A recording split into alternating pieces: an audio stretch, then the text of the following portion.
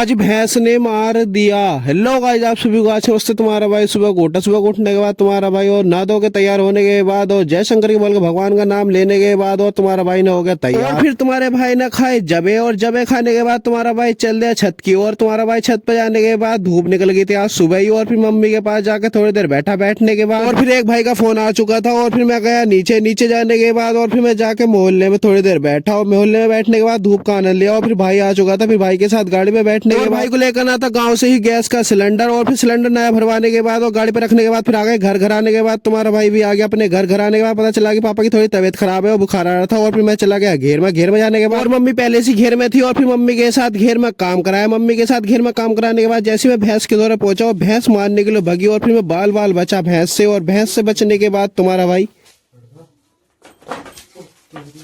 और घेर के सभी काम कराने के बाद तुम्हारा भाई लकड़ी लेकर फिर पहुंच गया घर। घर पहुंचने के बाद अब मिलेंगे आपको नए ब्लॉग के साथ।